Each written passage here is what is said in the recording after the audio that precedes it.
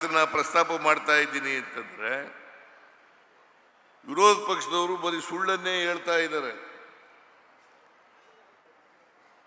ರಾಜಕಾರಣಕ್ಕೋಸ್ಕರ ಸುಳ್ಳು ಮಾತುಗಳನ್ನು ಹೇಳ್ತಾ ಇದ್ದಾರೆ. ಗ್ಯಾರಂಟಿ ಯೋಜನೆಗಳನ್ನು ಮಾಡಿಬಿಟ್ರು, ಗ್ಯಾರಂಟಿ ಯೋಜನೆಗಳನ್ನು ಮಾಡಿದ್ರು.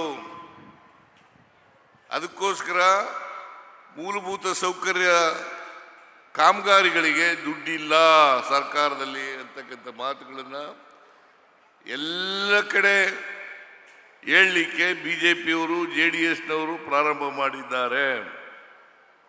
ಇದು ಅಪ್ಪಟ ಸುಳ್ಳು. ಖಜಾನೆ ಖಾಲಿಯಾಗಿದ್ರೆ, ರಾಜ್ಯ ಆರ್ಥಿಕವಾಗಿ ದಿವಾಳಿಯಾಗಿದ್ರೆ ಇಷ್ಟು 906 ಕೋಟಿ ರೂಪಾಯಿಗಳನ್ನು 906 ಕೋಟಿ ರೂಪಾಯಿಗಳ ಅಭಿವೃದ್ಧಿ ಕೆಲಸಗಳನ್ನು ಜೇವರ್ಗಿ ಒಂದೇ ಒಂದು ಮತಕ್ಷೇತ್ರದಲ್ಲಿ ಮಾಡಲಿಕ್ಕೆ ಸಾಧ್ಯ ಆಗ್ತಿರಲಿಲ್ಲ. ಇದನ್ನ ತಾವೆಲ್ಲರೂ ಕೂಡ ಅರ್ಥ ಮಾಡ್ಕೋಬೇಕು ಅಂತಕ್ಕಂಥ ಮಾತುಗಳನ್ನು ಹೇಳಲಿಕ್ಕೆ ಬಯಸ್ತಾ ಇದ್ದೇನೆ. ಇವತ್ತು ಗ್ಯಾರಂಟಿ ಯೋಜನೆಗಳಿಗೆ ಸುಮಾರು 1,12,000 ಕೋಟಿ ಗ್ಯಾರಂಟಿ ಯೋಜನೆಗಳಿಗೆ ನಾವು ಇಲ್ಲಿವರೆಗೆ ಖರ್ಚು ಮಾಡಿರ್ತಕ್ಕಂಥ ಹಣ 1,12,000 ಕೋಟಿ ರೂಪಾಯಿಗಳಿಗೂ ಹೆಚ್ಚು.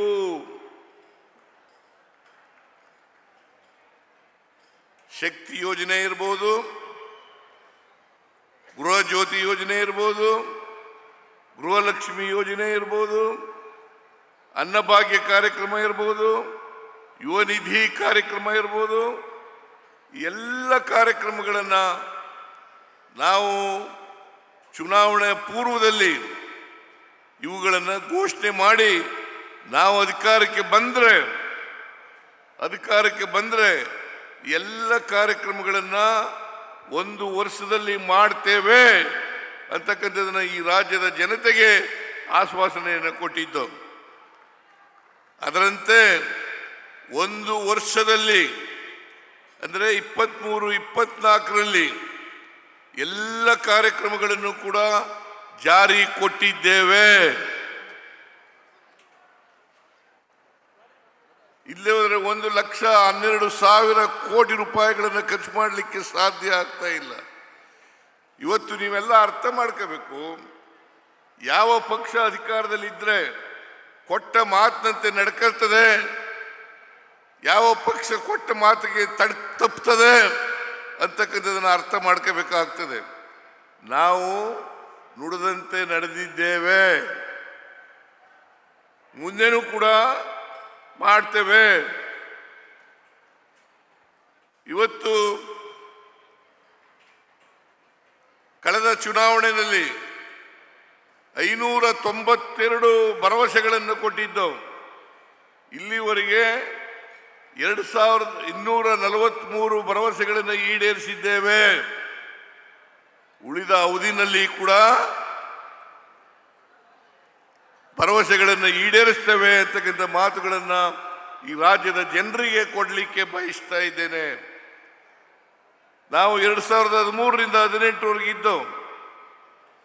ಅವತ್ತು ಚುನಾವಣಾ ಪೂರ್ವದಲ್ಲಿ ನಮ್ಮ ಪ್ರಣಾಳಿಕೆ ಮೂಲಕ ಕಾಂಗ್ರೆಸ್ ಪಕ್ಷ ಕೊಟ್ಟಿದ್ದಂಥ ಭರವಸೆಗಳು 165. ಆ 165 ಭರವಸೆಗಳಲ್ಲಿ 158 ಭರವಸೆಗಳನ್ನು ಈಡೇರಿಸಿದ್ದೇವೆ.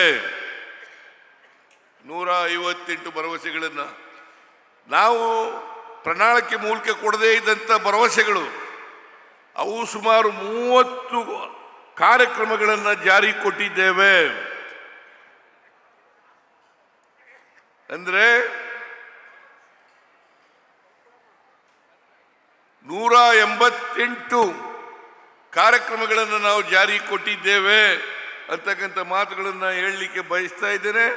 83ರಿಂದ 89 ಅಲ್ಲ, 2013ರಿಂದ 2018ರವರೆಗೆ ನಾವು ಅಧಿಕಾರದಲ್ಲಿ ಇದ್ದಂಥ ಅವಧಿನಲ್ಲಿ ಎಲ್ಲ ಭರವಸೆಗಳನ್ನು ಕೂಡ ಈಡೇರಿಸಿದ್ದೇವೆ. ಈಗ 2.5 ವರ್ಷ ಆಗಿದೆ ನಾವು ಅಧಿಕಾರಕ್ಕೆ ಬಂದು. ಈ 2.5 ವರ್ಷದಲ್ಲಿ ನಾವು ಎಲ್ಲ ಕೊಟ್ಟಂತ ಭರವಸೆಗಳನ್ನು ಈಡೇರಿಸಿದ್ದೇವೆ. ಜೊತೆಗೆ ಗ್ಯಾರಂಟಿ ಯೋಜನೆಗಳನ್ನು ಕೂಡ ಈಡೇರಿಸಿದ್ದೇವೆ. ಆದರೆ ಬಿಜೆಪಿಯವರು 2018ರಿಂದ ಅಧಿಕಾರದಲ್ಲಿ ಇದ್ರು. JDSನವರು, ಬಿಜೆಪಿಯವರು ಅವರು ಸುಮಾರು 600 ಭರವಸೆಗಳನ್ನು ಕೊಟ್ಟಿದ್ರು. 10% ಭರವಸೆಗಳನ್ನು ಕೂಡ ಈಡೇರಿಸಲಿಕ್ಕಾಗಲಿಲ್ಲ. 10% ಭರವಸೆಗಳನ್ನು ಕೂಡ ಈಡೇರಿಸಲಿಕ್ಕಾಗಲಿಲ್ಲ. ಆದ್ರಿಂದ ನಮಗೂ ಅವ್ರಿಗೂ ನಾನು ಹೋಲಿಕೆ ಮಾಡಕ್ಕೆ ಹೋಗಲ್ಲ. ಅವರು ಸುಳ್ಳು ಹೇಳ್ತಾರೆ, ನಾವು ಏನು ಹೇಳ್ತೀವಿ ಅದರಂತೆ ನಡ್ಕೊಳ್ತಕ್ಕಂಥ ಕೆಲಸವನ್ನ ಮಾಡ್ತೇವೆ ಅಂತಕ್ಕಂಥ ಮಾತುಗಳನ್ನು ಹೇಳಲಿಕ್ಕೆ ಬಯಸ್ತಾ ಇದ್ದೇನೆ. ಹೊಸ ತಾಲೂಕುಗಳು ರಾಜ್ಯದಲ್ಲಿ ಘೋಷಣೆ ಆದದ್ದು 63 ತಾಲೂಕುಗಳು. 63 ತಾಲೂಕುಗಳು 2018ರಿಂದ 23ರವರೆಗೆ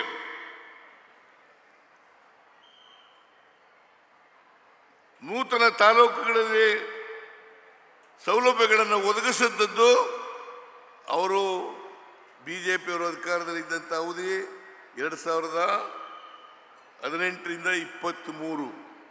ಒಟ್ಟು ಬರೀ 14 ತಾಲೂಕುಗಳಲ್ಲಿ ಮಾತ್ರ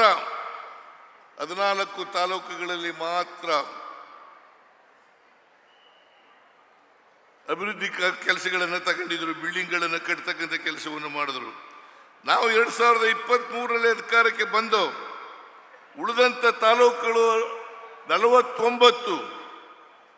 49 ತಾಲೂಕುಗಳಲ್ಲೂ ಕೂಡ ನಾವು ಕಟ್ಟಡಗಳನ್ನು ಕಟ್ಟಿದ್ದೇವೆ, ಪ್ರಜಾಸೌಧಗಳನ್ನು ಕಟ್ಟಿದ್ದೇವೆ, ಮಂಜೂರು ಮಾಡಿದ್ದೇವೆ, ಕಟ್ತೇವೆ. ಮಂಜೂರು ಮಾಡಿದ ಮೇಲೆ ಕಟ್ತೀವಿ ಅಂತಕ್ಕಂಥ ಮಾತುಗಳನ್ನು ಹೇಳಲಿಕ್ಕೆ ಬಯಸ್ತಾ ಇದ್ದೇನೆ.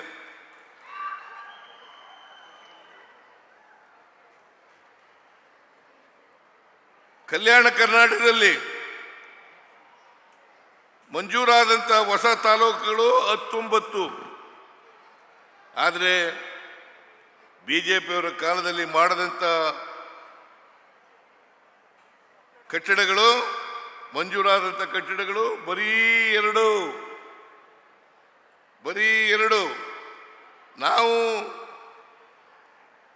ನಾವು ಈಗ ಮಂಜೂರು ಮಾಡಿರ್ತಕ್ಕಂಥ ತಾಲೂಕುಗಳು 17. ಜೊತೆಗೆ ನಾಡ ಕಚೇರಿಗಳನ್ನು ಕೂಡ ಮಂಜೂರಾಗಿರ್ತಕ್ಕಂಥವು 92. ಕಲ್ಯಾಣ ಕರ್ನಾಟಕದಲ್ಲಿ 39. ಇದು ಮೊದಲನೇ ಹಂತ.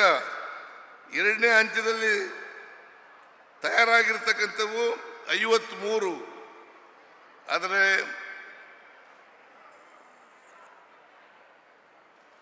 ಕಲ್ಯಾಣ ಕರ್ನಾಟಕದಲ್ಲಿ 25 ತಾಲೂಕುಗಳಲ್ಲಿ ನಾವು ನಾಡ ಕಚೇರಿಗಳನ್ನು, ಕಟ್ಟಡಗಳನ್ನು ಕಟ್ಟತಕ್ಕಂಥ ಮಂಜೂರಾತಿಯನ್ನು ಮಾಡಿದ್ದೇವೆ. ಇದನ್ನ ನಾನು ಅತ್ಯಂತ ಯಾಕೆ ಈ ಮಾತನ್ನು ಹೋಲಿಕೆ ಮಾಡ್ತಾ ಇದ್ದೀನಿ ಅಂತಂದ್ರೆ, ಬಿಜೆಪಿಯವರು ಅಧಿಕಾರದಲ್ಲಿ ಇದ್ದಾಗ ಏನು ಮಾಡಲ್ಲ. ಅವರು ಬರೀ ಸುಳ್ಳು ಹೇಳ್ಕೊಂಡು ಅಪಪ್ರಚಾರ ಮಾಡಿ ಜನಗಳನ್ನು ತಪ್ಪು ದಾರಿಗೆ ಎಳೆದು ಅವರ ಕಾಲದಲ್ಲಿ ಬರೀ ಕೋಮುವಾದ, ಹಿಂದುತ್ವ ಇದನ್ನ ಮಾಡ್ತಕ್ಕಂಥ ಕೆಲಸವನ್ನ ಅವರು ಮಾಡ್ತಾರೆ. ಅದರಿಂದ ನಾವು ಕೃಷ್ಣ ಬೈರೇಗೌಡರ ನಾಯಕತ್ವದಲ್ಲಿ ಅನೇಕ ಕೆಲಸಗಳನ್ನು ನಾವು ಮಾಡ್ತಾ ಇದ್ದೀವಿ. ಇನ್ನು ಮುಂದೆನೂ ಕೂಡ ಮಾಡ್ತೇವೆ ಅಂತಕ್ಕಂಥ ಮಾತುಗಳನ್ನು ಹೇಳಲಿಕ್ಕೆ ಬಯಸ್ತಾ ಇದ್ದೇನೆ.